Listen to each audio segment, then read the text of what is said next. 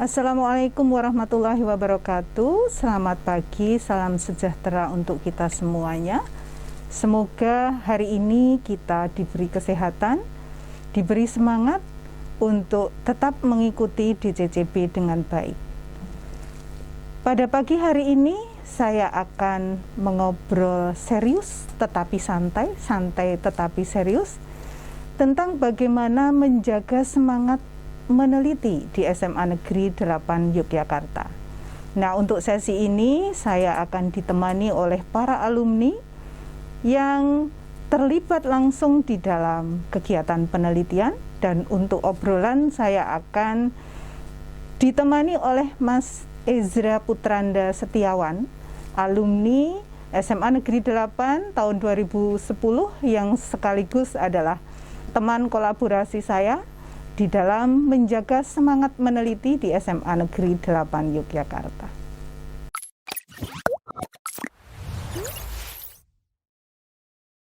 Mas Ezra, hari ini kita akan membincangkan tentang menjaga semangat meneliti di SMA Negeri 8 Yogyakarta. Ini kalau kita bicara meneliti itu kelihatannya sangat berat, tapi sebenarnya kan meneliti itu hal yang sangat penting di dalam kehidupan sehari-hari, ya. Dan mengapa kita harus membahas ini di para siswa baru SMA Negeri 8 Yogyakarta? Iya, baik. Adik-adik semua, dulu ketika saya masuk SMA 8, saya pun juga bertanya-tanya, untuk apa sih kita pakai penelitian? Ya. Untuk apa toh kita harus meneliti? Nah, sampai kemudian setelah agak lama baru saya temukan jawabannya, bahwa banyak hal dalam kehidupan kita ini yang bisa muncul, bisa berkembang karena adanya suatu penelitian. Ambil contoh yang sederhana saja. 1 tahun lalu kita menghadapi pandemi COVID-19. Ya. Waktu itu yang ada untuk mendeteksi penyakit ini hanyalah tes PCR yang sangat langka dan sangat mahal pula. Namun berkat adanya penelitian di berbagai negara, dari berbagai pihak, sekarang kita tahu mungkin ada rapid test, ada rapid antigen, dan juga yang tidak kalah penting ada berbagai macam vaksinasi yang kemudian digunakan untuk melawan COVID-19 itu. Dan kita lihat bahwa dengan adanya berbagai penelitian itu, kita bisa berharap masalah yang dihadapi dunia bisa selesai, yaitu masalah pandemi COVID ini. Nah, itu yang sangat besar. Yang sangat kecil pun di tingkat sekolah, di tingkat lingkungan sekitar kita, pasti juga banyak masalah yang dapat kita selesaikan melalui penelitian. Ya, jadi sebenarnya penelitian itu bukan sesuatu yang begitu wow, harus seorang dokter misalnya, harus seorang mahasiswa gitu ya. Anak-anak SMA sebenarnya itu juga sangat penting untuk memahami karakter meneliti gitu kan. Karena karakter meneliti itu sebenarnya sangat sederhana ya. Seperti tadi dikatakan bahwa ada suatu permasalahan gitu kan. Berarti kan orang peka dulu terhadap permasalahan yang ada di lingkungan itu seperti apa. Nah, sebenarnya kan karakter meneliti itu yang ingin kita tanamkan sejak anak-anak itu di SMA, gitu kan? Kalau di biologi, nah kebetulan ini Mas Ezra kan dulu juga sering saya minta untuk ngajar biologi ya. Jadi, kalau saya pas ada acara, ayo Mas Ezra ngajar biologi. Nah, salah satu di biologi itu kan awal sekali anak masuk itu kan metode ilmiah kan? Ya, jadi saya rasa karakter utama yang harus dimiliki oleh seorang siswa, walaupun itu adalah siswa kelas 10, adalah dia peka terhadap permasalahan di lingkungan, gitu kan? Ya, jadi sangat tidak mungkin kalau seorang peneliti kok kemudian tidak memperhatikan apa yang ada di lingkungannya, gitu. Jadi itu yang akan kita latihkan agar anak-anak itu peka terhadap permasalahan-permasalahan di lingkungan. Nah, misalnya tadi masalah COVID, mungkin kalau tadi itu sudah tingkatnya sudah tinggi ya, tetapi kalau anak-anak bisa enggak ini ya, kalau anak-anak misalnya kita libatkan dia peka terhadap lingkungan, terhadap permasalahan-permasalahan yang ada di lingkungan, Mas Ezra punya gambaran itu? Ya, betul sekali Bu Ut. Teman-teman saya dan adik-adik kelas saya dulu di SMA 8 banyak sekali yang mengerjakan penelitiannya hanya diawali dari masalah-masalah kecil yang ada di lingkungan sekitarnya. Sebagai contoh, teman seangkatan saya waktu itu ada yang meneliti mengenai persaingan usaha laundry. Oh iya. Karena iya. melihat bahwa di satu tempat itu ada begitu banyak orang yang mengusahakan laundry. Apa ya sebanyak itu orang butuh cuci baju dan sebagainya. Iya. Maka kemudian dia meneliti tingkat persaingannya. Iya. Ada juga yang menggunakan dasar pengalaman mengikuti olimpiade di bidang kebumian. Iya. Melihat bahwa ada sedimen yang istimewa di tempuran Sungai Opak dan Sungai Oyo. Ya, itu Mas Kemudian Darmadi itu ya. Mas Darmadi Bu. Kemudian meneliti itu. Bahkan yang lebih canggih lalu meneliti juga kenapa sungai-sungai di Jawa yang ke selatan itu bawahnya pasti akan belok ke sebelah barat, dan itu membawa teman seangkatan saya Bu Utawi pasti masih ingat Mas Darmadi sampai ke Amerika mengikuti lomba penelitian Intel ISEF. Dan mendapatkan penghargaan khusus kalau nggak salah. Iya, kalau nggak salah begitu. Dan itu nggak cuma satu itu Bu, yang beberapa tahun yang lalu, 2 tahun yang lalu kalau nggak salah, ada lagi siswa SMA 8 yang melihat betapa anak-anak autis seringkali mengalami kesulitan untuk mendapatkan terapi yang memadai. Dan kemudian mereka meneliti bagaimana membuat terapi autisme online. Mbak Cesa dan Mbak Lila, mereka berdua berhasil mendapatkan juara 1 lomba karya ilmiah remaja yang diadakan LIPI dan mengikuti Intel ISEF di Amerika.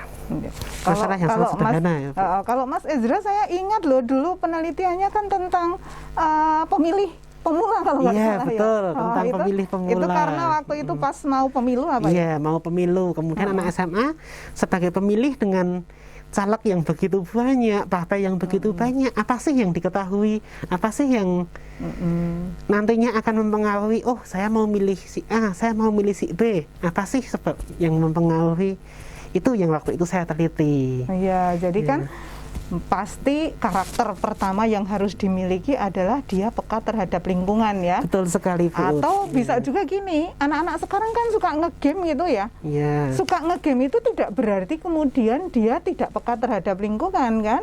Iya. Kayak Betul. Mas Farel itu kan awalnya juga suka ngegame gitu kan. Hanya karena dia kemudian ini kok terlalu besar ya, maka dikecilkan, jadilah itu bisnis yang luar biasa. Jadi saya rasa peka terhadap lingkungan itu sangat penting yang perlu kita tanamkan kepada para siswa. Itu dulu untuk yang karakter pertama. Kemudian setelah kita mendapatkan masalah, maka kemudian anak harus punya kemampuan bagaimana mengambil data gitu kan. Itu sederhana sekali sebenarnya, jadi tidak terlalu rumit ya. Kalau sudah tingkat tinggi mungkin sampling dan sebagainya gitu ya, tetapi sebenarnya dalam kehidupan sehari-hari kan selalu ketika ada masalah maka kemudian harus dilanjutkan dengan bagaimana anak itu nanti akan mengambil data. Punya pengalaman kalau yang ini Mas Ezra selaku pelaku dan juga pembimbing, karena Mas Ezra kan bimbing penelitian itu, ngajar di pengantar penelitian, kemudian di ekstrakurikuler gitu. Jadi bagaimana ini supaya anak-anak itu bisa mengambil data itu dengan baik? Nah, adik-adik semua yang perlu dipahami adalah bahwa penelitian itu punya sifat ilmiah ya, betul. Sehingga kita tidak bisa menjawab penelitian dengan katanya atau menurut wangsit, menurut apa yang saya ketahui, tentu tidak. Kita harus mempunyai data, kita harus melihat fakta untuk bisa menjawab masalah itu dengan tepat. Kalau tidak ada data, tidak ada fakta, maka penelitian itu bisa kita katakan gagal. Nah, bagaimana mengambil data? Tentunya kita akan melihat karakter dari masalah yang kita hadapi. Sebagai contoh, teman saya dulu yang meneliti tentang sungai, ya mau tidak mau mengambil datanya ya datang ke sungainya, mengamati di sana, melihat, mengukur, menggunakan alat-alat bagaimana anginnya di sana, kemudian bagaimana mengamati arah aliran airnya itu ke sebelah mana, apakah ke timur atau ke barat atau ke selatan dan sebagainya. Demikian juga yang menggunakan alam pasti akan mengamati. Ada juga yang tidak mengamati tapi menggunakan alat bantu, misalnya menggunakan angket, menggunakan kuesioner. Nah, sekarang sudah sangat mudah, ada Google Form yang bisa lebih praktis untuk digunakan. Juga ada yang melakukan pengambilan data dengan melakukan wawancara. Nah, bagi yang suka ngobrol-ngobrol ya seperti ini, ngobrol seperti ini sambil mendapatkan data. Kalau yang membuat alat, membuat program dan sebagainya, datanya seperti apa? Datanya ya dari program yang dibuat, dari alat yang dibuat, kemudian diuji coba, didapatkanlah data.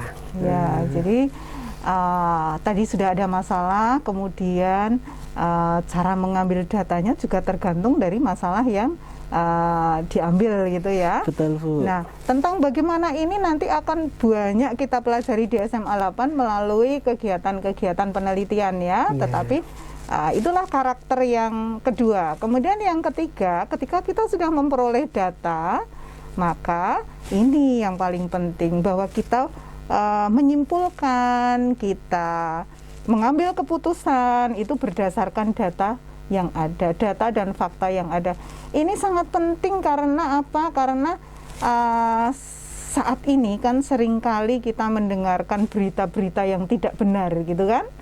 Nah, kalau kita sudah terbiasa dengan karakter yang ini, karakter bahwa kita mengambil keputusan, menyimpulkan berdasarkan data yang ada, maka kita tidak akan terkecoh dengan hal-hal yang sebenarnya itu menyesatkan. Ya, ada hal yang mau disampaikan tentang mengambil kesimpulan dan melakukan tindakan berdasarkan data yang ada. Iya, betul sekali Bu Utawi, bahwa suatu penelitian itu akan menghasilkan manfaat yang benar apabila simpulan itu didukung oleh data.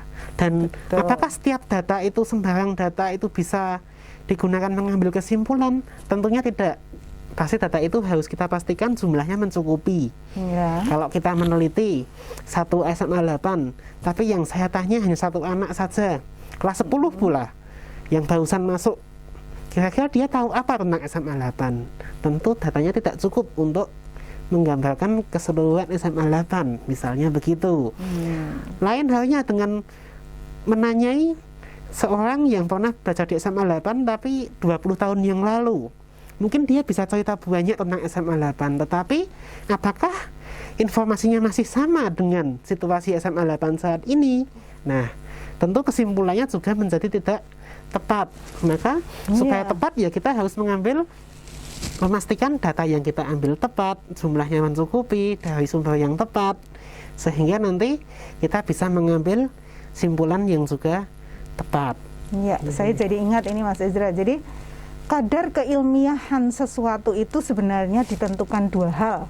Satu, validitas data. Yang kedua adalah logis gitu. Jadi ilmiahnya itu terletak di sini. Mungkin penelitian anak SMA, S1, S2, S3 beda ya, tergantung dari validitasnya ini. Kalau S3 kan sudah benar-benar harus valid semuanya. Data yang dikumpulkan juga harus valid. Tetapi kalau di tingkat SMA, kemungkinan tidak seberat validitasnya itu. Jadi memang dua hal ini yang harus kita lihat ketika menyimpulkan, yaitu datanya valid. Tadi kan menyimpulkan berdasarkan data. Datanya harus valid dan logis gitu ya. Jadi saya rasa tiga hal itu yang ingin kita tanamkan dulu ke para siswa baru ya. Jadi yang pekalah terhadap permasalahan-permasalahan yang ada di lingkungan, gitu kan? Ambillah data itu sesuai dengan permasalahan yang diambil dengan berbagai teknik tadi ya, agar bisa menyimpulkan berdasarkan data dan fakta yang memang valid. Saya rasa itu dulu Mas Ezra. Iya, jadi anak-anak sudah paham bagaimana karakter meneliti itu. Tadi ada tiga hal yang perlu diperhatikan. Dan karakter ini akan kita asah di SMA Negeri 8 Yogyakarta agar berkembang dengan baik. Nah, ini Mas Ezra yang akan cerita nih, gimana anak-anak nanti akan mendapatkan apa di SMA 8 supaya karakter menelitinya ini bisa berkembang dengan baik. Iya. Di SMA 8 ini satu yang istimewa yang berbeda dengan sekolah-sekolah lain adalah sebuah mata pelajaran yang khusus diberikan kepada siswa kelas 10, yaitu mata pelajaran pengantar penelitian. Wah, kayaknya kok berat nih pengantar penelitian. Apa ya?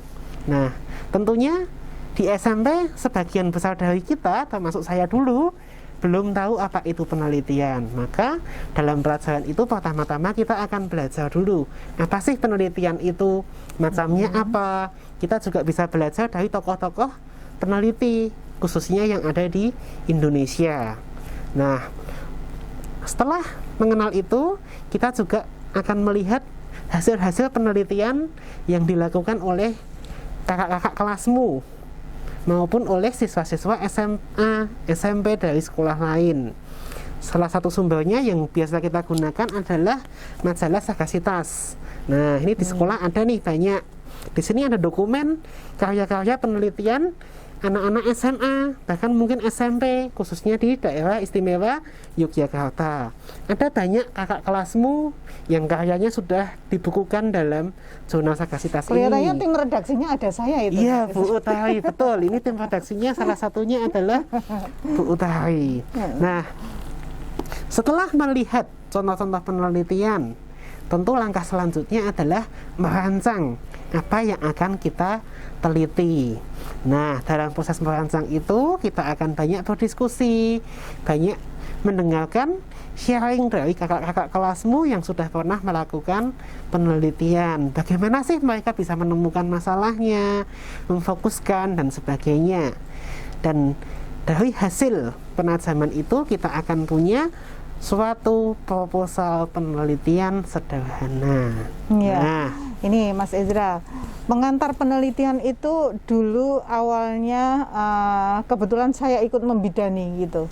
Iya, waktu itu kurikulumnya itu masih Pak Zamroni. Nah, saya ingat Pak Zamroni menginginkan agar anak-anak SMA 8 itu mempunyai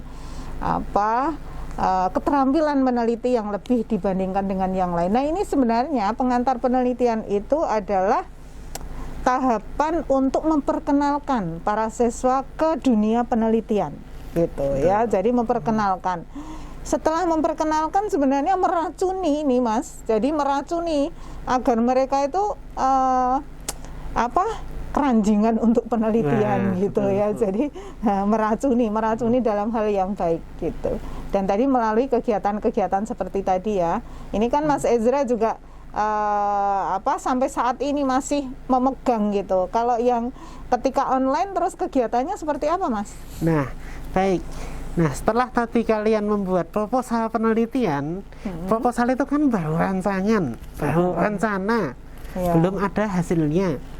Nah, ibaratnya kalau kalian mau bikin acara nih, udah bikin proposal tapi belum dilaksanakan, kan nggak seru ya. Nah, maka langkah selanjutnya tentu melaksanakan apa yang sudah kalian rancang dalam proposal itu. Nah, melaksanakannya bagaimana? Tentunya akan mengambil data, kemudian mengolah data, menganalisis data, sampai nanti mengambil simpulan dan menyusun laporan penelitian. Dulu sebelum kelasnya online, biasanya kakak kelasmu akan membuat semacam ini, jurnal penelitian kelas. Nah, semua anak dalam satu kelas akan mencantumkan laporan penelitiannya dalam bentuk artikel dan dibukukan dalam bentuk jurnal semacam ini. Besok kalau kalian sudah bisa datang ke sekolah, bisa lihat di perpustakaan ini. Nah, selain membuat zona penelitian kelas ini, biasanya kakak-kakak kelasmu dulu juga membuat poster. Nah, poster ini menuangkan ide-ide penelitian yang dibuat dan hasilnya. Nah, seperti ini. Jadi kalian selain belajar meneliti juga belajar mendesain nih. Nah, membuat mengkomunikasikan hasil penelitian secara jelas. Nah, macam-macam ini yang bisa Kalau dulu kan dilakukan. ada pameran juga ya, Iya, kalau pernah ada tidak, pameran juga. kalau tidak pandemi gitu. Nah, ini kan tentang pengantar penelitian ya, mendasari. Kemudian kan ada lagi kegiatan yaitu ekstrakurikuler Oh iya, ya, betul, ekstrakurikuler yang namanya adalah Delayota Experiment Team Iya. gitu. Nah, berdasarkan pengalamannya Mas Ezra juga membimbing di expert, itu apa yang nanti diperoleh di dalam di expert? Iya. Nah, kalau tadi di kelas 10 kalian sudah mendapatkan pelajaran pengantar penelitian, sebenarnya pelajaran itu sudah cukup sih untuk memberikan kita tahu penelitian itu apa dan bagaimana. Tapi untuk membuat penelitian yang betul-betul berkualitas, yang layak dilombakan, tentunya butuh usaha yang lebih. Nah, supaya kita bisa berusaha secara lebih maksimal, lebih kuat, kita berkumpul dengan sesama teman-teman yang suka penelitian, berkumpul dengan orang yang bisa membimbing penelitian. Disitulah fungsi atau kegunaan dari ekstrakurikuler Delayota Experiment Team tadi. Kita akan berkumpul sama-sama, penelitian bersama. Kadang-kadang kita sharing nih, ada lomba, yuk ikut yuk, bikin apa? Nah, kita diskusi sama-sama, kemudian kita selesaikan bersama-sama. Yuk ngambil data sama-sama, yuk kita ke sana bareng-bareng besok berangkat. Nah, semacam itu. Pasti di sana banyak senangnya juga ya, bukan hanya sekedar meneliti kemudian kita di depan komputer pusing capek gitu, enggak, bukan itu. Nah, ketika kita meneliti, kita akan bertemu dengan orang baru, kita akan bertemu dengan banyak ide baru, kita tahu banyak hal. Itu, nah, itu juga yang akan kita dapatkan di expert. Selain teman-teman yang pastinya juga satu minat dengan kita, yaitu penelitian. Tapi Bu Ut, saya tuh kadang penasaran loh, sebenarnya kok namanya Delayota Experiment Team itu gimana tuh Bu prosesnya? Iya, dari mana gitu ya? Iya, ini ya, saya kan sudah lama tidak berkecimpung langsung untuk membimbing satu persatu. Tapi jangan salah, dulu saya itu dari tahun 2000 pertama kali membimbing anak-anak, itu mulai dari 2 orang yang tidak tertarik dengan penelitian, kemudian hari ini yang datang AB, besok yang datang CD, besok yang datang EF, jadi nggak bisa dibimbing sampai kemudian membentuk ekstrakurikuler yang solid. Kalau waktu itu yang paling hebat ekstrakurikuler itu Tonti, Mas Ezra. Kalau sudah Tonti, sudahlah yang lainnya ngalah gitu. Sampai kemudian tahun 2005 itu kita punya tim yang lumayan kuat ya. Nanti Mas Irfan, Dr. Irfan Prasetya Yoga nanti akan memberikan kesaksiannya bagaimana dulu kita itu membentuk Delayota Experiment Team, prosesnya bagaimana. Ini Dr. Irfan ini kan tahun 2005 yang pertama kali dia memberi nama di expert. Nah, saya sangat ingat sekali waktu itu. Jadi kita berkumpul di ruang AFA. Di ruang AFA itulah kemudian kita berkumpul lesehan di bawah gitu. Ya, bertemu dengan orang-orang yang seide tadi Mas Ezra, karena kan ekstrakurikuler ya. Kemudian kita iseng, yuk kita memberi nama yuk ekstrakurikuler kita gitu. Bagaimana kalau DEC? Saya bilang, kalau DEC itu nanti sama itu dengan acara di TV, DEC ada setan gitu ya. Terus gimana kalau nah DEC juga nanti hampir sama dengan DSC, Delayota Science Club yang kelompoknya Olimpiade Sains. Nah, kemudian muncullah nama di expert, Delayota Experiment Team. Di samping harapannya adalah nanti akan muncul expert-expert di bidang penelitian, juga itu menggambarkan ini loh timnya penelitian SMA 8. Nah, Mas Dr. Irfan, silahkan nanti bisa mengemukakan apa yang sebenarnya terjadi pada saat itu, pada tahun 2005. Ya. Wah, luar biasa ya ternyata. Bagaimana anak SMA saja sudah bisa punya pemikiran yang seperti itu, yang ingin meneliti. Itu tahun 2005 loh. Nah, belum lama ini ketika saya posting di Facebook alumni ternyata jauh sebelum itu juga sudah pernah ada ekstrakurikuler kelompok ilmiah remaja juga bertahun-tahun sebelum 2005 bahkan tahun 90-an. Berarti sejak zaman dulu SMA 8 itu sudah terkenal tentang penelitiannya ya Bu. Iya, makanya kita kan berbicara santai sekarang tentang bagaimana menjaga semangat meneliti, bagaimana menjaga marwah katanya ya. Kerennya marwah meneliti di SMA 8 sehingga penelitian-penelitian di SMA 8 itu dikenal di dalam ajang lomba-lomba. Jangan lupa kita itu LPIR waktu itu sebelum opsi ya. Dari tahun 2005 sampai 2009 itu SMA 8 selalu ada yang tingkat nasional. Padahal gitu waktu itu LPIR itu tingkat nasional yang diambil hanya sekitar 30-an karya se-Indonesia. Iya. Dan itu di Jogja itu hanya SMA 8 yang berturut-turut dari 2005 sampai 2009 sampai kemudian Mas Ridwan Wicaksono itu opsi pertama mendapatkan emas. Nanti dia juga akan bercerita tentang bagaimana dia dulu penelitian, bagaimana penelitian itu dibangun sampai kemudian dia sukses juga. Sekarang dia S3 di Jepang, nanti dia juga akan cerita tentang itu. Jadi itulah kita sekarang sedang membicarakan gimana menjaganya agar prestasi penelitian itu tetap ada di SMA 8 gitu. Wow, wah luar biasa ini ya, bahwa ternyata saya nggak salah nih jadi alumni SMA 8. Ternyata dari dulu memang sudah banyak penelitian, sekarang juga masih banyak, dan semoga kedepannya di antara kalian-kalian pun juga akan ada yang menjadi juara lomba penelitian. Mungkin ada 1-2 yang menjadi juara kompetisi penelitian siswa Indonesia, ada yang menjadi juara lomba karya ilmiah remaja, ada yang menjadi juara lomba peneliti belia, atau bahkan ada yang sampai ke tingkat internasional. Wah, tentunya itu tidak bisa dibayangkan sekarang ya, tapi ketika kita punya cita-cita, kita bisa melakukan penelitian yang baik. Penelitian yang baik yang apa sih? Tentunya ya tadi sudah disampaikan, ada masalahnya, datanya juga valid, logis, dan juga yang terpenting juga memberikan manfaat bagi orang lain di sekitar kita, bagi penyelesaian masalahnya.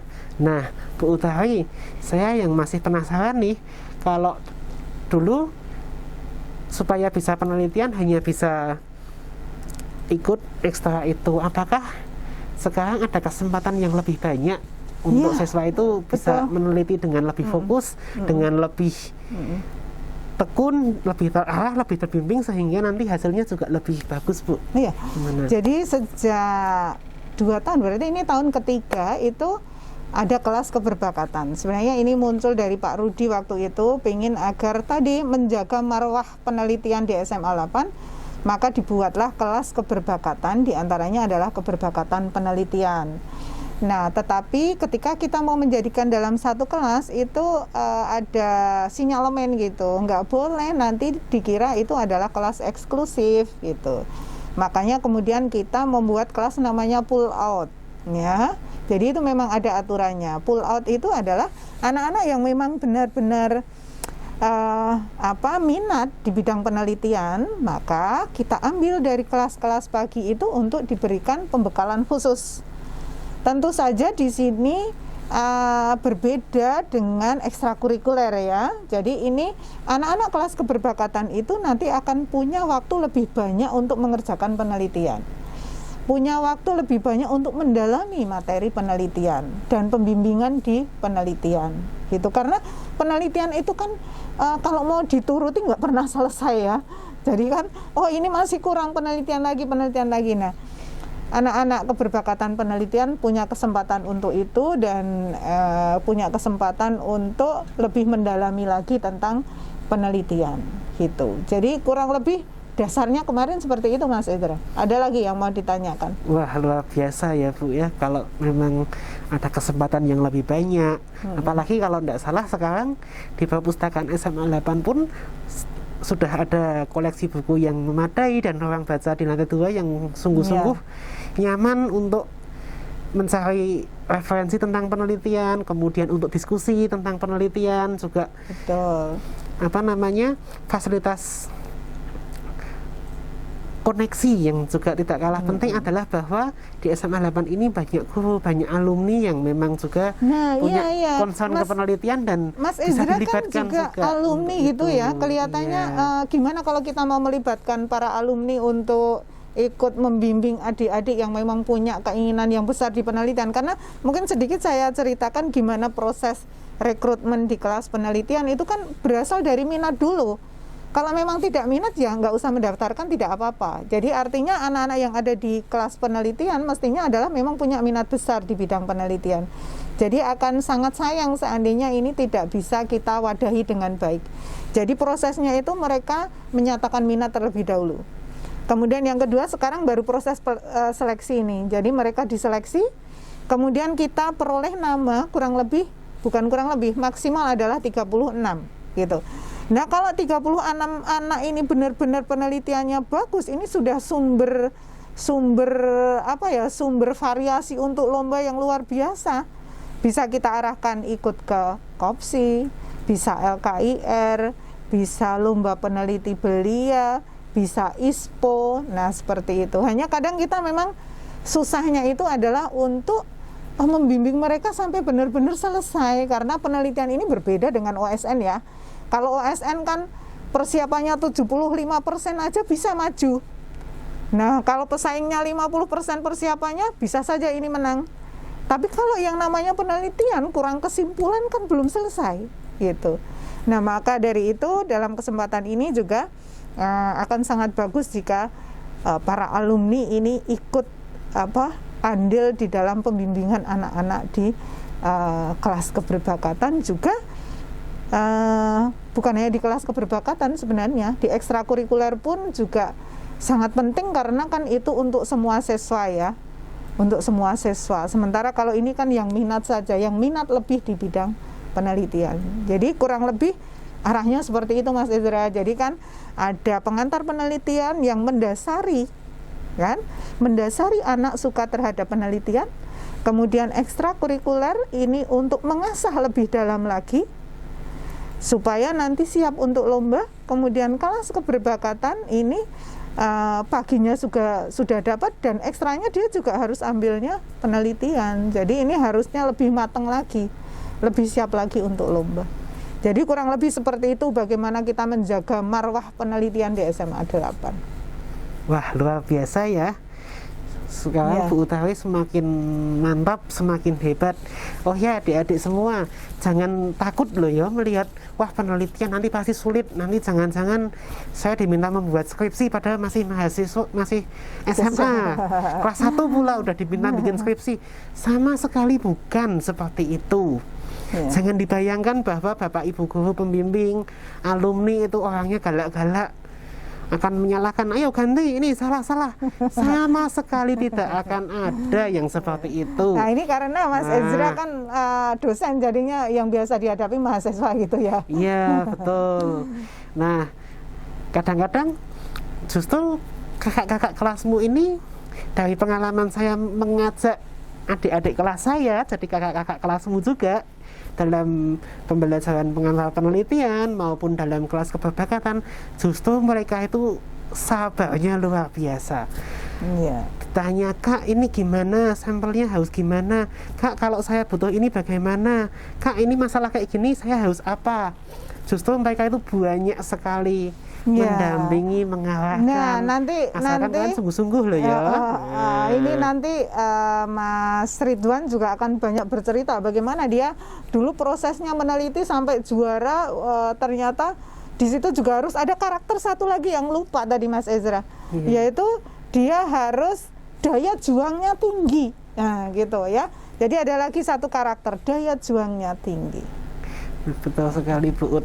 Tanpa daya juang yang tinggi, wah kita belum tentu akan mendapatkan hasil yang sebagus itu. Kalau saya ingat salah satu bimbingan saya dulu ya, Mbak Cesa dan Mbak Lila itu, mereka karena membutuhkan responden yaitu anak-anak autis, mereka nggak bisa cuma ngambil satu anak autis. Ya, harus datang ke SLB, kemana ya? Ke Surabaya, ke Solo pertama. Kemudian di Solo dapat sampel, masih kurang lagi, mau ditambah lagi supaya lebih mantap hasil penelitiannya. Sampai ke Surabaya, datang ke sana ke SLB, melihat anak-anak autisnya, kemudian minta tolong di sana. Enggak. Untuk ini. Iya, Nah, saya rasa wow. ini sudah cukup Mas Ezra untuk yang memberikan gambaran terhadap para siswa nanti bagaimana sih SMA 8 itu nanti di dalam menjaga supaya anak-anak ini terbimbing dengan baik. Tadi sudah ya ada 3 yang bisa kita lakukan gitu. Terima kasih Mas Ezra. Ya, sama-sama Bu.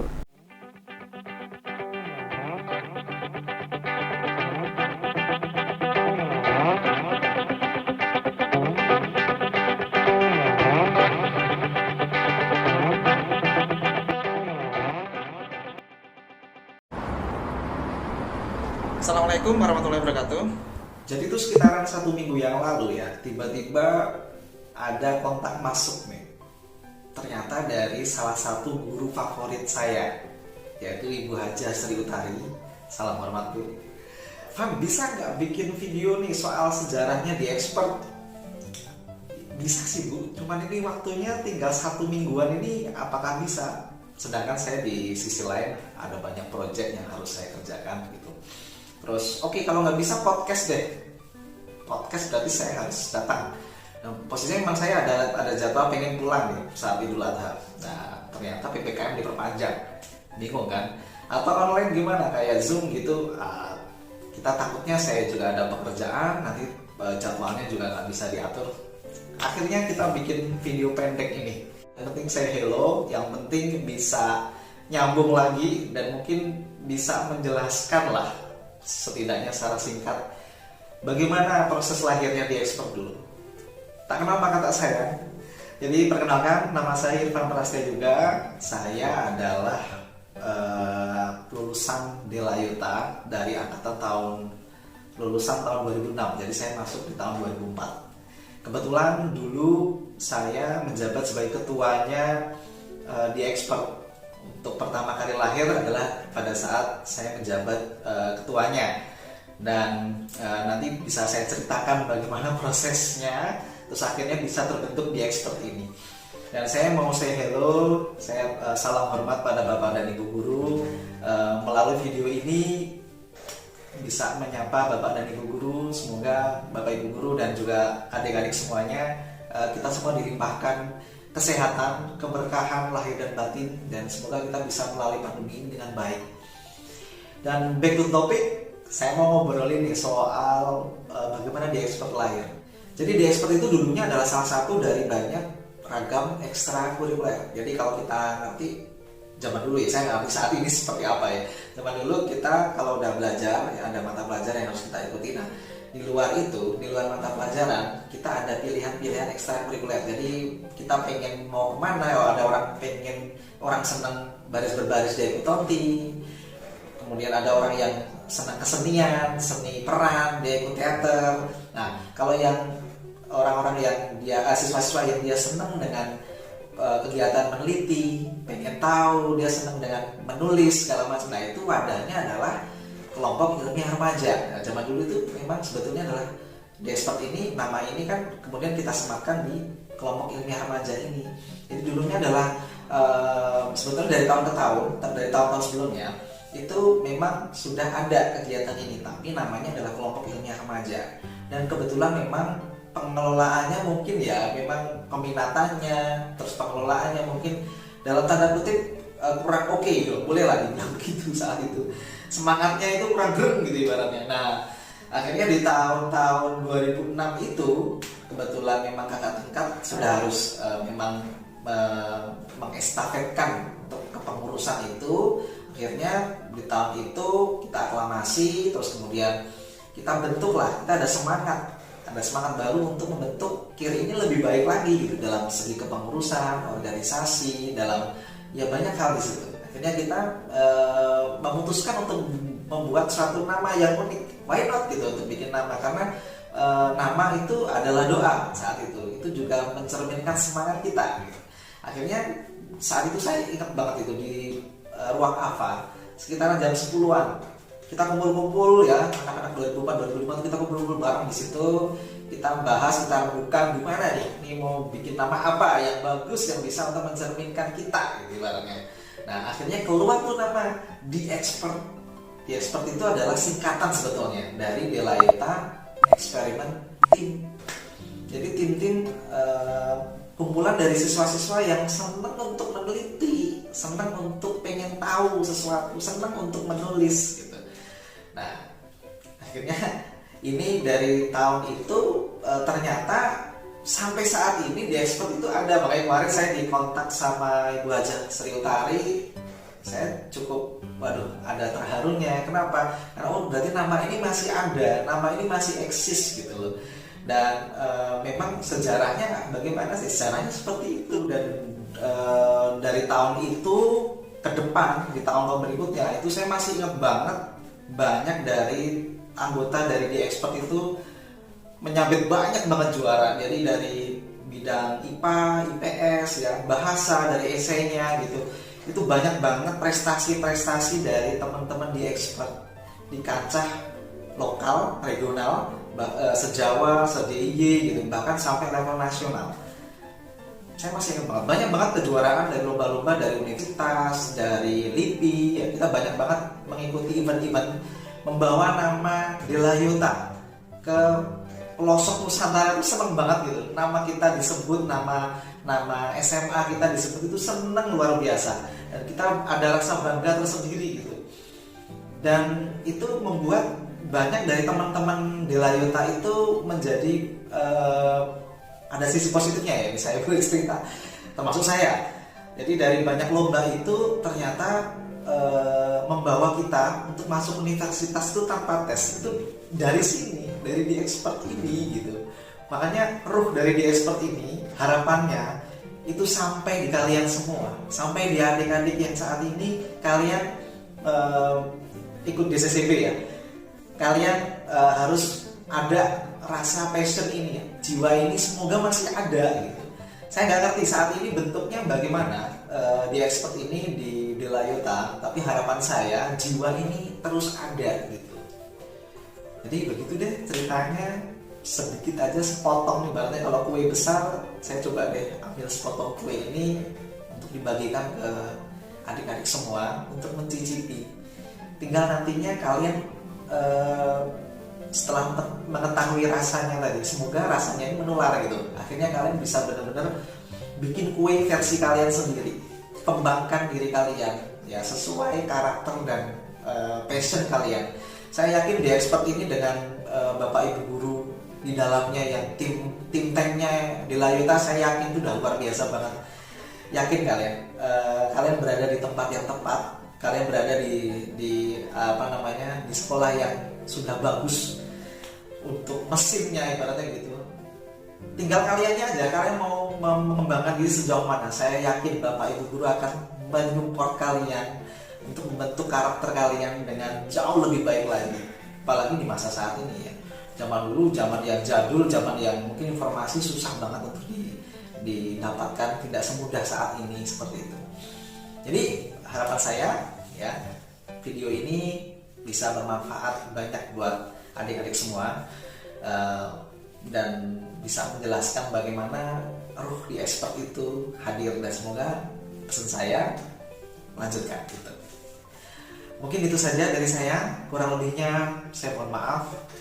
Wabillahi taufiq wal hidayah. Assalamualaikum warahmatullahi wabarakatuh.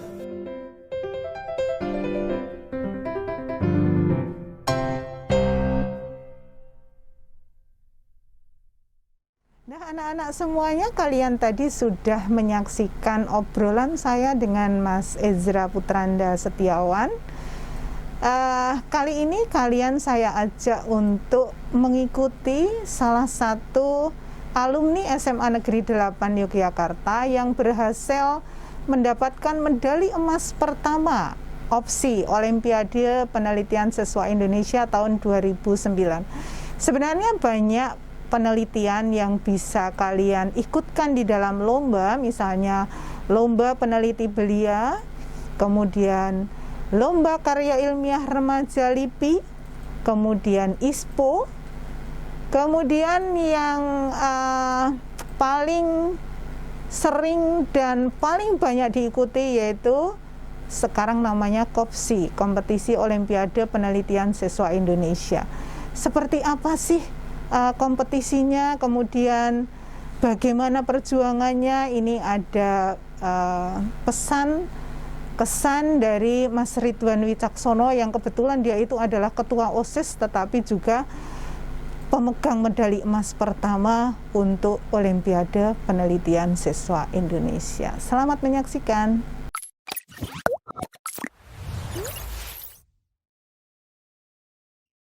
Assalamualaikum warahmatullahi wabarakatuh. Selamat pagi waktu Jepang. Perkenalkan, nama saya Ridwan Wicaksono. Saya alumni SMA Negeri 8 Yogyakarta, lulus tahun 2009.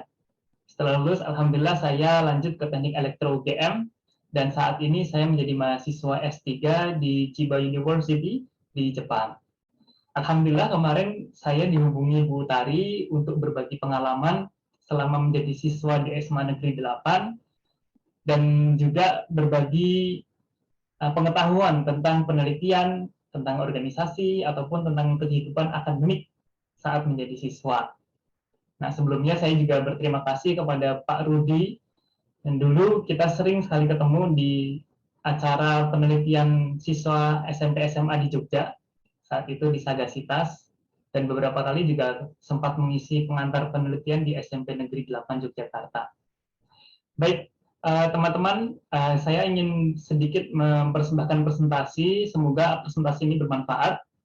Saya alumni lulus 2009, dan aktivitas saya di SMA 8 termasuk golongan orang yang sangat sibuk dulu.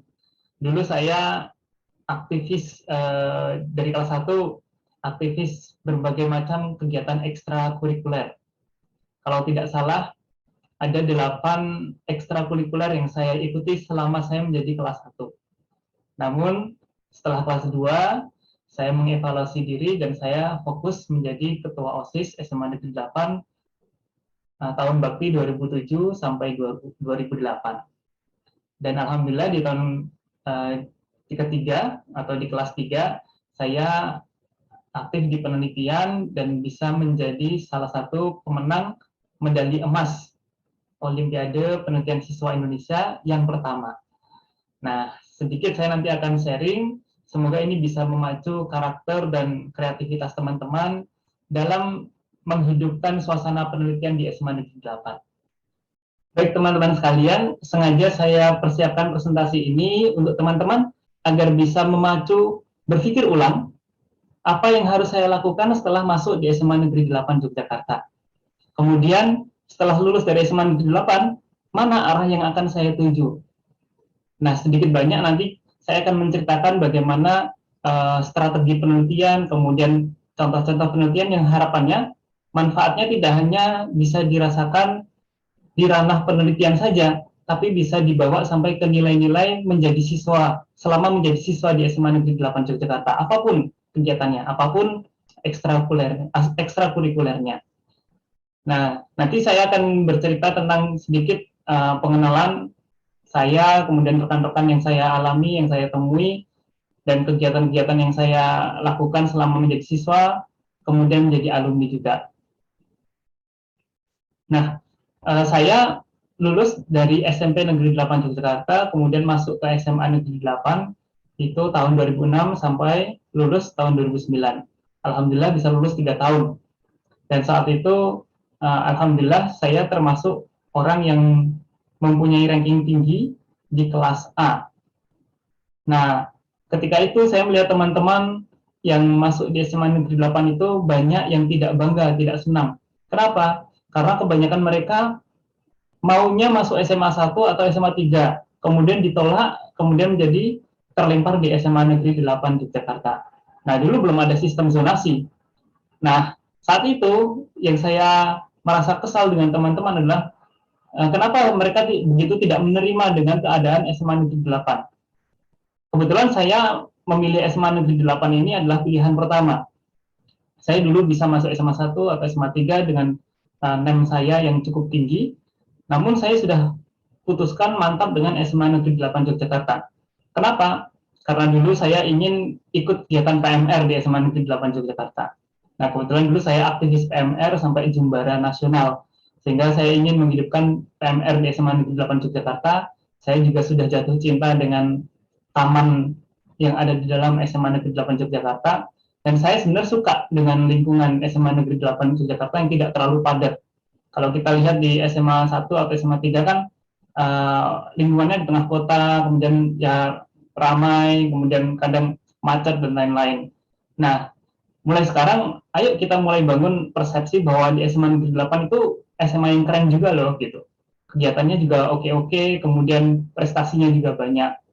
Nah, daripada kita saling menyalahkan keadaan, kemudian tidak menerima ini dan itu, ayo kita ikut kegiatan ini, kegiatan itu, kegiatan ini, kegiatan itu. Dan itu yang saya promosikan ke teman-teman. Dengan cara, ya saya ikut kegiatan itu juga. Akhirnya, saya ikut PMR, saya ikut pramuka, saya ikut penelitian atau diekspor, saya ikut teater, saya ikut fotografi. Ya seperti yang saya tulis di situ, ada seni baca Al-Quran juga. Supaya teman-teman juga termotivasi untuk ikut. Nah, kemudian setelah mengevaluasi, termasuk konsultasi dengan Bapak Anang, dulu wali kelas saya, Allah yarham ya, sudah meninggal sekarang. Ini terlalu banyak kegiatannya, kata Pak Anang. Harusnya maksimal 3 saja. Nah, saya evaluasi lagi. Kemudian saat kelas 2, itu saya diminta menjadi kandidat salah satu ketua OSIS. Dan alhamdulillah ternyata saya terpilih dengan suara mayoritas. Nah, saat itulah saya memutuskan untuk tidak melanjutkan ekstrakurikuler lagi, dan saya fokus di kegiatan OSIS. Nah, di sana juga saya belajar tentang ilmu politik, ilmu mengambil kebijakan, ilmu tentang kolaborasi, kerjasama, networking, dan lain-lain. Jadi, saya berharap teman-teman yang sekarang aktif di OSIS juga tidak merasa ciut bahwa kalau sudah ikut OSIS, kesannya sibuk dan nggak bisa belajar. Kita bisa kok, bisa belajar. Banyak teman-teman OSIS kami yang berprestasi. Kemudian juga kalau sudah menjadi aktivis di misalnya di SAI atau di MPK, di organisasi yang lain, wah kayaknya nggak mungkin punya prestasi. Ternyata enggak kok, banyak dulu ketua SAI yang ternyata punya prestasi juga di perlombaan-perlombaan, entah itu debat, entah itu basket, entah itu peleton inti, entah itu penelitian. Nah, mungkin yang ingin saya sampaikan saat ini hanya sebagian kecil contoh. Saya aktivis, namun saya juga tetap bisa mempertahankan prestasi saya. Nah, saya lulus 2009, kemudian lanjut ke teknik elektro UGM, kemudian ambil master juga di teknik elektro UGM, kemudian saya sekarang menjadi salah satu mahasiswa doktoral di Jepang. Nah, pekerjaan saya adalah engineer dan analis di Jakarta, namun saya juga mengajar di beberapa universitas, seperti UTY, kemudian UGM sebagai tutor, sampai akhirnya saya menikah, dan alhamdulillah saya mendapatkan jodoh, ternyata adik kelas saya di SMA Negeri 8 Yogyakarta. Nah, maka dari itu hati-hati teman-teman yang mulai merasa didekatin sama kakak kelas. Nah, jangan-jangan dia sudah ngincer dari SMA. Baik, ini sedikit tentang prestasi yang saya raih selama saya menjadi siswa, kemudian menjadi alumni. Setelah menjadi alumni dari SMA Negeri 8 Yogyakarta. Di saat saya SMA, saya mengikuti beberapa lomba, mungkin saya tidak sebutkan semua. Salah satunya adalah Olimpiade Penelitian Siswa Indonesia, yang itu opsi pertama. Nah, dulu namanya LKIR, sekarang sudah jadi opsi. Dan itu sudah 2009, berarti sudah berapa? 12 tahun yang lalu kira-kira ya. Saya ingat sekali dulu waktu ke Jakarta sama Bu Utari, saya butuh dana untuk membeli alat-alat elektronik. Dan saat itu saya juga belum paham tentang elektronik. Jadi nekat-nekatan saja gitu.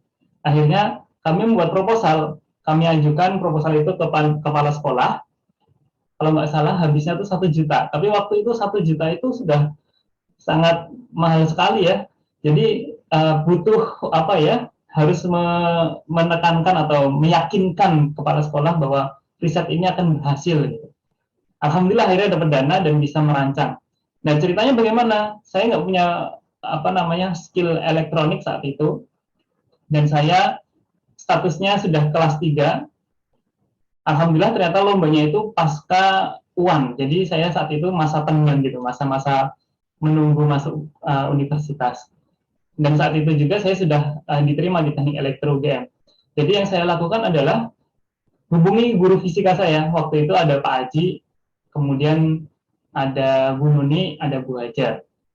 Ketika konsultasi kepada guru-guru, ternyata tanggapannya beda-beda.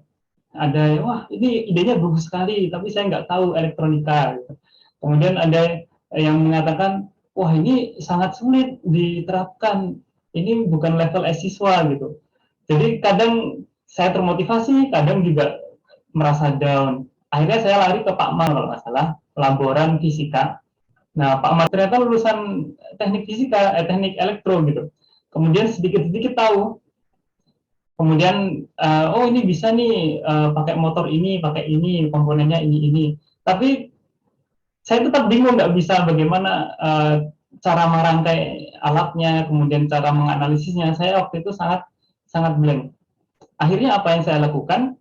Saya mengingat kembali ketika saya menjadi OSIS, itu saya kan punya relasi kakak angkatan, saya punya relasi alumni, saya punya relasi perusahaan-perusahaan yang pernah menjadi sponsor di kegiatan SMA Negeri 8 Yogyakarta. Saya hubungi saja orang-orang itu yang bisa tahu, setidaknya tahu di bidang elektronika. Akhirnya saya nekat datang ke Fakultas MIPA di ELINS, Elektronika Instrumentasi, dan saya juga nekat ke teknik elektro UGM, di teknik yang di Utara Sarjito itu. Nah, di sana pun ternyata cobaannya juga lebih dahsyat lagi, karena saya kayak anak kecil masuk ke dunia mahasiswa, kemudian ditanya sama orang, mau ngapain gitu. Saya pertama hubungin ketua jurusannya, kemudian hubungin mahasiswa, kayak BEM atau HIMA, Himpunan Mahasiswa, kemudian diarahkan ke kelompok studinya, kemudian akhirnya bertemu dengan salah satu mahasiswanya, yang satu ternyata sibuk mau pertukaran pelajar ke Korea atau mau kemana gitu, dilempar lagi ke mahasiswa yang lain, aktivis robot, ternyata sibuk lagi, dia mau bisnis apa, kemudian saya dilempar lagi. Kalau tidak salah, saya hitung-hitung pembimbing saya yang dari mahasiswa itu ada 5 orang. Jadi dari orang pertama, orang kedua, orang ketiga, orang keempat, orang kelima, sampai saya belajar betul-betul, itu jumlahnya sampai 5 orang. Tapi saya benar-benar belajar saat itu, oh ternyata semangat yang namanya pantang menyerah, tekad yang bulat itu ujiannya seberat itu gitu. Nah, teman-teman yang memang sudah punya tekad, punya niat, punya motivasi yang kuat, jangan gampang menyerah. Pasti akan ada ujiannya. Yang punya niat saja diuji, apalagi nggak punya niat, malas-malesan, ya nanti kualitasnya berbeda dong. Nah, seperti itu. Jadi kegiatan opsi ini salah satu kegiatan yang membuat saya menempa mental saya, menempa mental baja saya supaya tidak mudah menyerah. Nah, selain opsi, apalagi dulu kami juga pernah menjadi salah satu pemenang lomba geospasial di Parangtritis. Nah, itu saat itu saya kelas 1 juara, kemudian kelas 2 dikirim lagi, juara lagi. Nah, dan saat kelas 3, saya daripada saya ikut terus, saya mending mewakilkan ke adik kelas saya. Oh maaf, saat itu kelas 1 saya ikut lomba, kelas 2 saya ikut pertukaran pelajar di Hulu Sungai Selatan, Kalimantan. Jadi ada program dari pemerintah untuk pertukaran pelajar, sehingga saya tidak bisa ikut lomba di geospasial lagi. Nah, namun saat kelas 3, saya ikut lomba lagi dan ternyata juara lagi. Dan alhamdulillah adik kelas saya yang namanya Mas Darmadi, 2010 dulu, ternyata dia juga juara Olimpiade Geologi di tingkat internasional, bahkan ikut Intel ISEF, dapat medali. Dan saya belajar banyak juga ketika mulai bisa meneliti, mulai bisa mengamati, mulai bisa mengevaluasi, kemudian melakukan analisis, sampai menampilkan hasil penelitian. Itu ternyata manfaatnya sangat terasa sampai kita lulus SMA, kita menyusun skripsi di tingkat S1, kita menyusun tesis di tingkat S2, sampai sekarang pun di tingkat S3.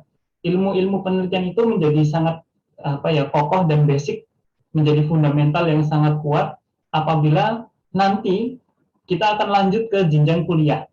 Ya, saya kira teman-teman di sini semuanya pengen kuliah kan? Ya, tidak ada yang mau langsung nikah kan? Nah, saya berharap teman-teman juga bisa memperdalam, memperkuat fondasi tata cara penelitian ini. Nah, selain itu apa yang menjadi fondasi lainnya? Yang jelas adalah ilmu akademik. Ya, matematika, biologi, fisika, apalagi kimia, yang sosial ada geografi, ada ekonomi, ada apalagi misalnya ilmu psikologi, sosiologi, itu kan menjadi dasar yang akan kita bawa nanti setelah menjadi alumni dari SMA ini. Nah, singkat cerita, setelah itu saya di SMA di Teknik Elektro UGM, saya juga ikut kegiatan, ikut tim robot UGM, dan alhamdulillah bisa menang di regional, menang di nasional, sampai ke internasional di Korea Selatan. Itu tahun 2012.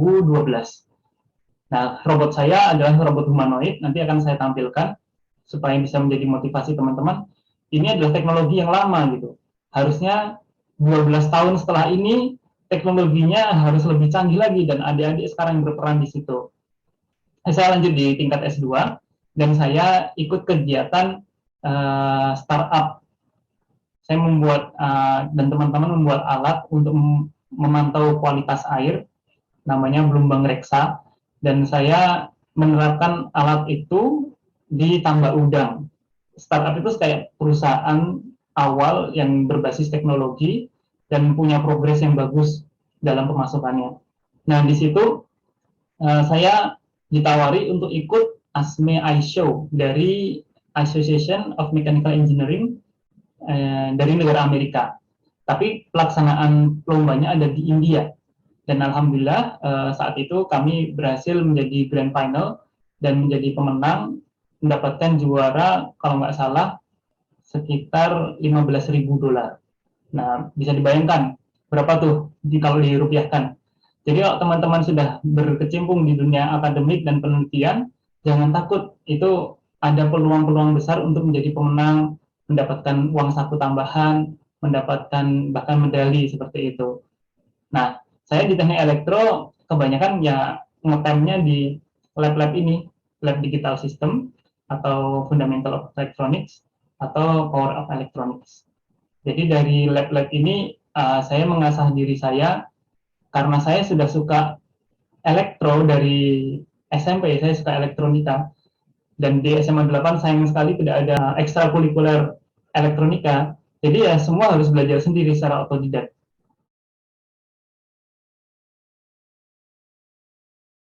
Ini adalah salah satu contoh alat yang saya buat ketika menang di India. Ini bentuknya sederhana, pakai kalau teman-teman tahu Arduino, ini masih pakai Arduino sebagai microcontroller, kemudian kasih antena agar bisa terhubung ke gadget pakai SMS, ya kan. Kemudian disambungin sensor-sensor sehingga ini bisa digunakan untuk mengukur kualitas air. Nah, karena udang itu sensitif, nggak boleh terlalu asam, oksigennya harus cukup, kemudian salinitinya apa, kadar keasamannya juga harus sesuai. Supaya apa? Si peternak udang tidak rugi. Kalau kualitas air yang berubah, banyak udang yang kena penyakit seperti penyakit mencret, tidak berkembang. Artinya udang itu ada kulitnya, kemudian dagingnya itu ternyata kosong. Nah, itu juga penyakit juga. Maka dari itu kualitas air harus dijaga. Nah, singkatnya semua aktivitas yang kita lakukan ini berdasar atas problem yang ada di kehidupan nyata. Kemudian kita tawarkan metode yang kita akan lakukan seperti ini, misalnya dengan IoT, Internet of Things. Jadi dari data kolam itu kita kirim ke cloud, kemudian kita bisa download dan bisa ditampilkan lewat smartphone atau lewat website. Dari ini kita bisa istilahnya membuat bisnis di Yogyakarta dan sudah punya karyawan yang banyak. Dan ternyata mereka juga sudah ekspansi tidak hanya nasional sampai ke luar negeri atau ke jenjang internasional. Mereka presentasi ke Swiss, mereka presentasi ke misalnya Thailand, ke China, Finlandia. Bahkan alat ini sudah banyak mendapatkan support dari investor-investor yang ada di internasional. Jadi penelitian tidak harus berakhir dengan paper, tidak harus berakhir dengan angka-angka yang di atas meja saja, tapi bisa kok dijadikan bisnis. Ini adalah contoh riset selama saya berada di jenjang S1, di mana saya memprogram robot humanoid untuk bermain bola. Nah, saat itu saya mentargetkan untuk membuat robot ini berjalan secara stabil dan normal. Nah, poinnya adalah saya harus memperhatikan tingkat stres atau heat yang ada di tempurung kaki robot tersebut, di mana saya harus melihat suhu dan kestabilannya. Selain itu, saya harus menjaga keseimbangan robot. Maka saya pasang beberapa sensor seperti sensor gyrometer, sensor accelerometer, dan sensor kamera. Nah, pada poin ini, penelitian lebih difokuskan pada membuat robot ini stabil dan tidak merusak servo atau motor yang ada di kaki. Kalau kita ingat, kalau orang tua, itu kan kakinya rentan terkena osteoporosis. Karena apa? Di tumpuan lutut robot itu mempunyai tumpuan atau beban yang sangat berat, sehingga rawan terjadi kerusakan pada motor robot tersebut. Nah, ini robot juga saya program untuk mengikuti warna tertentu. Maka dalam penelitian, kita bisa melihat ada yang namanya metode untuk mendeteksi warna. Saya gunakan metode bounding box untuk membedakan warna bola dengan warna yang lainnya. Dan di sebelah kiri dapat dilihat bahwa ada namanya flowchart dari initial setup sampai menggerakkan aktuator atau servo yang ada di robot tersebut. Nah, dengan mendeteksi warna tertentu, robot ini dapat berjalan ke arah warna tersebut tanpa gangguan.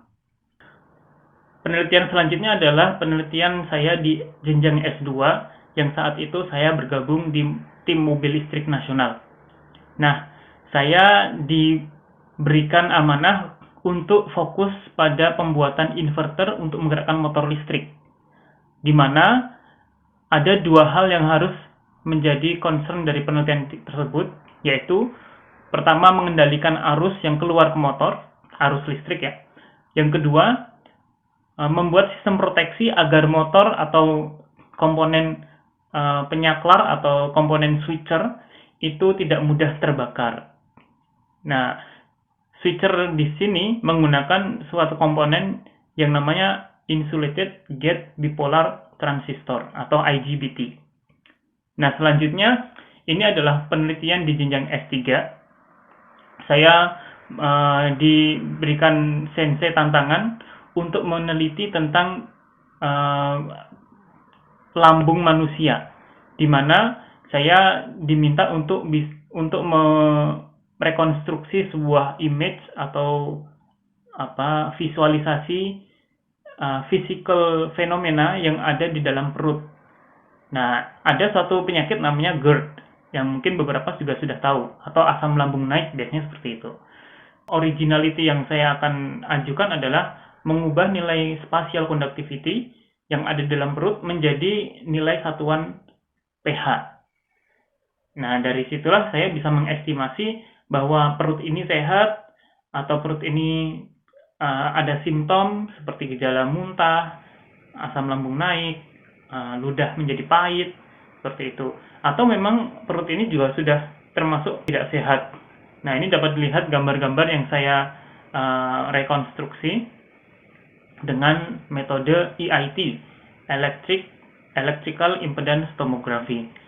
Saya ingin menyampaikan sedikit tentang strategi riset, di mana kalau kita riset, kita perlu membuat suatu bagan. Nah, tentang apa sih sebenarnya yang sudah kita tahu? Mungkin sejak SMP ada yang pernah ikut kelompok penelitian remaja, oh boleh kita lihat, saya sudah pernah belajar ini. Nah, ini tulis, pernah belajar tentang metode membuat sensor, kemudian algoritma mengidentifikasi warna, kemudian tentang bagaimana merangkai elektronik. Dalam hal ini, teman-teman yang dulu sudah pernah belajar, misalnya matematika, fisika, biologi, ataupun elektro sekalipun, maka harus menyesuaikan. Nanti ketika kita masuk dunia penelitian di SMA 8, nanti mentornya atau gurunya mengarahkan kemana gitu.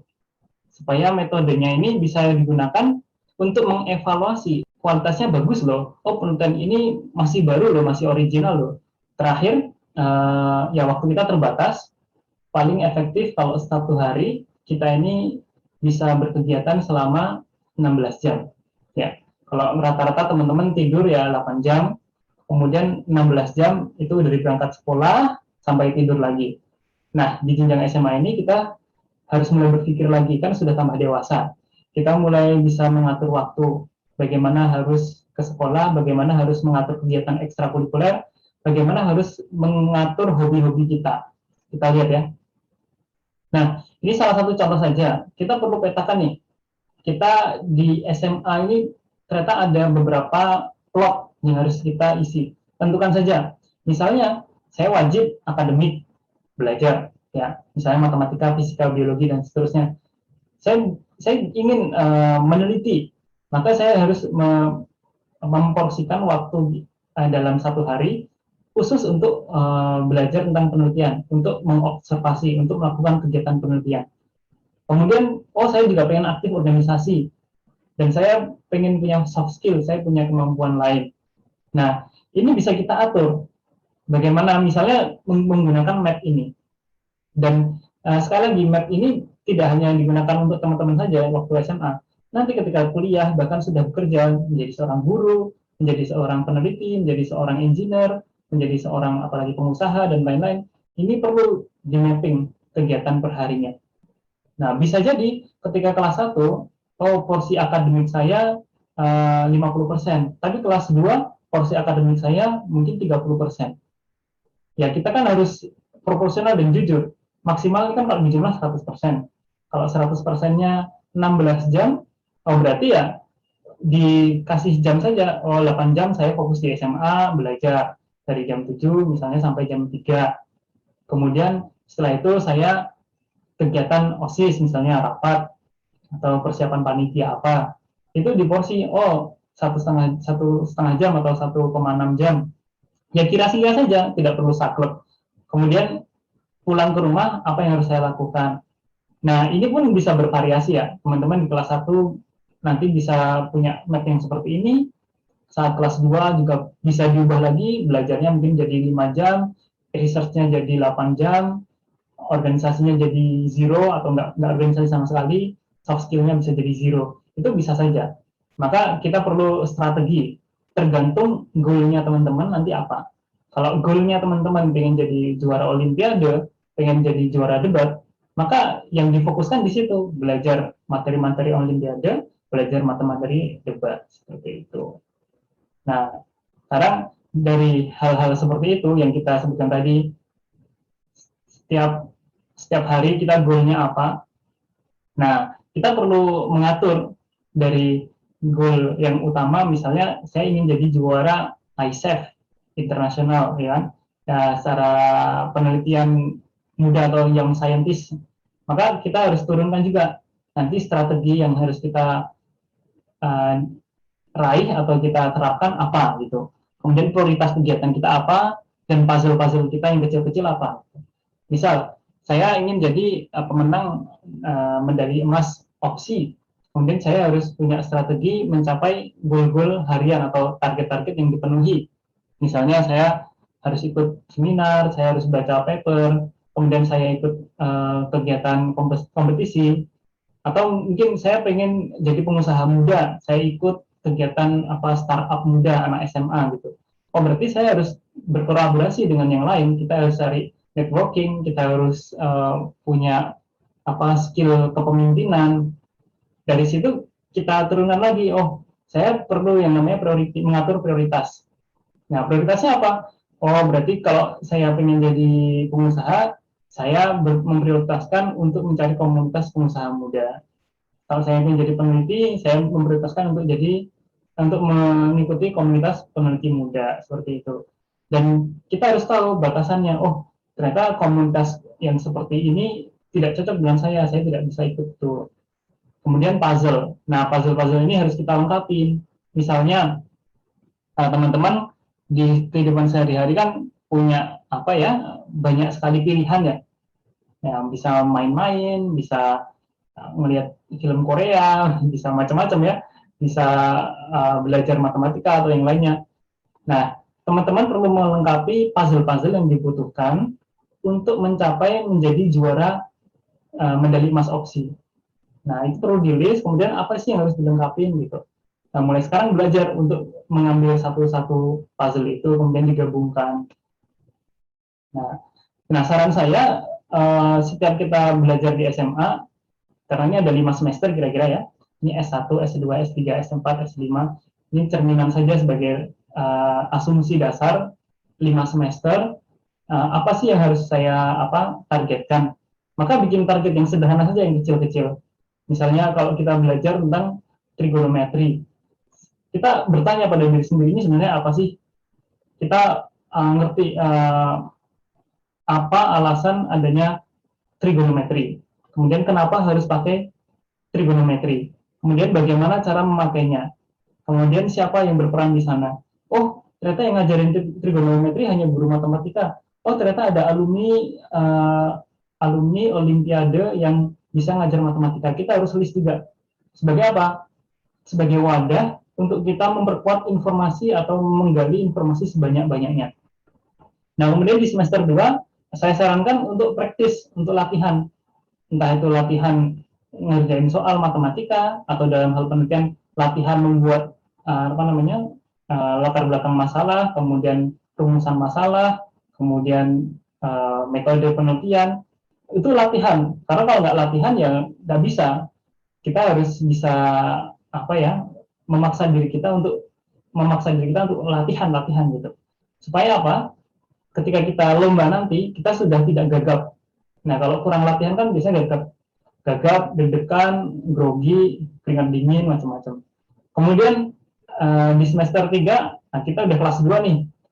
Kita bisa istilahnya mengakses alat-alat atau mengakses perlengkapan-perlengkapan yang kita butuhkan untuk mencapai goal kita. Misalnya, kalau kita biasanya udah punya motor sendiri atau punya gadget sendiri gitu ya. Nah, itu bisa kita manfaatkan supaya sinkron dengan apa yang kita lakukan dengan tujuan kita. Nah, tujuan kita untuk menjadi peneliti, maka kita sinkronize alat-alat itu supaya support atau mendukung ke arah itu. Jangan sampai gadget kita, kemudian PC, laptop, bahkan motor kita, itu mengarahkan kita ke tempat-tempat yang lain. Sehingga kita nggak fokus dan malah nggak mencapai target. Nah, kemudian di semester 4, itu biasanya di kelas 2 akhir, ayo kita coba show up gitu. Hasil yang pernah kita lakukan. Dengan cara apa show up-nya? Ya kasih tahu ke orang tua, kasih tahu ke guru, kemudian ikut komunitas, bahkan sampai ikut lomba atau kompetisi. Nah, disitulah kita akan belajar lagi, oh ternyata data yang saya ambil salah, oh ternyata evaluasinya kurang tepat gitu. Nah, dari situlah kita bisa evaluasi. Nah, ini nggak mesti semester ya, karena kita lihat jenjang-jenjang ini tuh bisa dilakukan dalam satu waktu saja.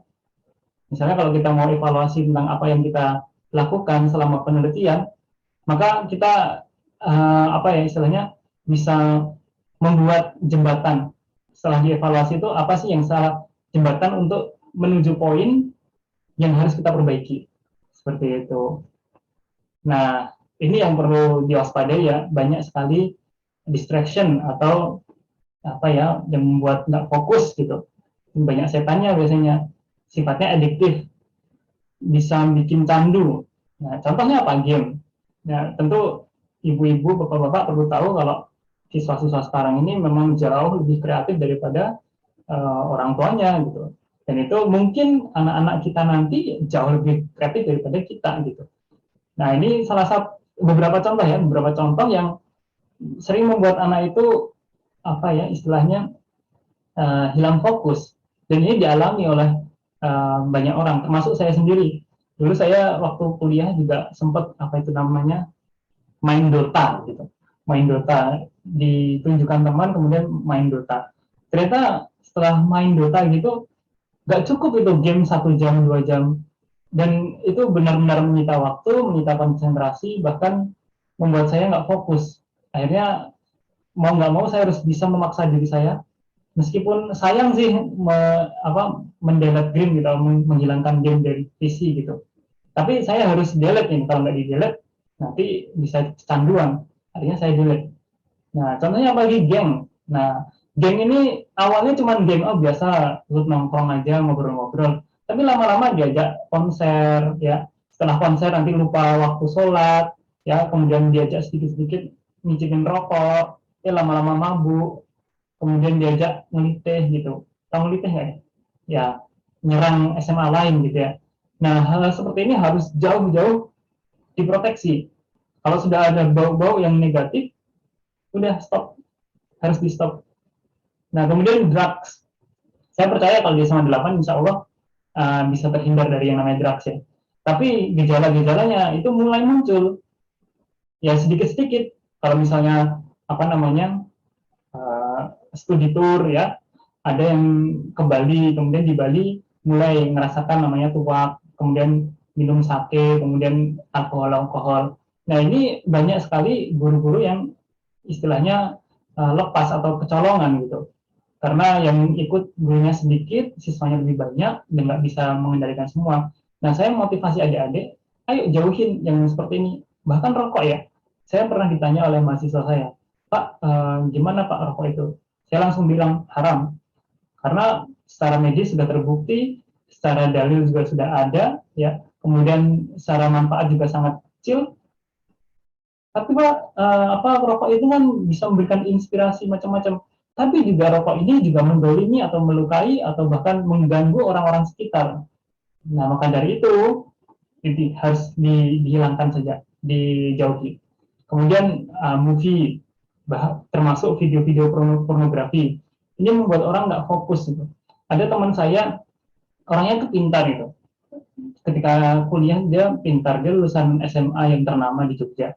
Tapi begitu semester berapa, ternyata dia menjadi lemah lesu, nggak semangat belajar. Ternyata masalahnya adalah masalah game, masalah kecanduan K-pop, kecanduan movie, drama Korea gitu. Jadi hal-hal yang seperti ini membuat dia nggak fokus. Akhirnya lulusnya lama, sampai dapat surat peringatan SP ya. Nah, kemudian ada relation, nah ini yang perlu diwaspadai juga. Chatting, kemudian pacaran, kemudian bahkan ada juga ya perilaku remaja yang mengarah ke arah homoseksual gitu. Ya, naudzubillah min dzalik ya. Intinya ini harus dicegah supaya teman-teman bisa terarah selama SMA ini sudah tahu ini yang baik, yang buruk. Kalau yang buruk, udah ayo kita pindah. Supaya apa? Kita punya target, kita punya tujuan yang cerah gitu. Nah, masalah lain biasanya ada family problem. Ada misalnya dalam masalah di keluarga, kemudian anak-anak SMA itu tidak memberikan uang SPP ke sekolah, tapi malah dibuat jajan. Ada juga masalah bullying atau dihina-hina teman-temannya, kemudian dia nggak mau masuk sekolah atau bolos. Nah, hal-hal seperti ini, ayo kita sadari bahwa kita sudah dewasa, sudah SMA, kita tahu yang baik dan yang buruk, kita hindari yang buruk, kita fokus dengan yang baik-baik. Nah, kalau teman-teman bisa fokus, bisa benar-benar mengerahkan apa yang dipunya untuk prestasi, maka insya Allah bonusnya jalan-jalan kemana-mana. Jadi beberapa negara yang pernah saya kunjungi, meskipun nggak banyak, tapi setidaknya saya bisa merasakan bagaimana suasana, budaya, kemudian bertemu dengan komunitas internasional. Saya bisa memberikan manfaat secara internasional ke negara lain. Saya bisa membawa nilai-nilai yang baik dari negara di luar negeri ke Indonesia, ke teman-teman saya, ke keluarga saya, seperti itu. Maka jangan menyerah, teman-teman semua tetap lakukan yang terbaik selama sekolah di SMA Negeri 8 Yogyakarta. Ya, tujuannya adalah kita untuk belajar, mengisi ilmu pengetahuan, dan menjadi orang yang akhlaknya bagus. What is your story? Jadi kita bisa memupuk, memikirkan, mengevaluasi kira-kira setelah ini cerita kita di SMA Negeri 8 Yogyakarta seperti apa. Baik Bapak Ibu, teman-teman sekalian, mungkin itu yang bisa saya sampaikan. Semoga bisa membuat siswa termotivasi untuk menghidupkan suasana penelitian di SMA Negeri 8 Yogyakarta. Tentunya nanti ketika sudah memutuskan untuk ikut penelitian, akan banyak gangguan, akan banyak ajakan-ajakan teman, akan banyak tantangan. akan banyak hal-hal yang harus dipelajari. Sedikit yang mungkin bisa saya sampaikan ini semoga bermanfaat. Mohon maaf apabila banyak kekurangan. Assalamualaikum warahmatullahi wabarakatuh.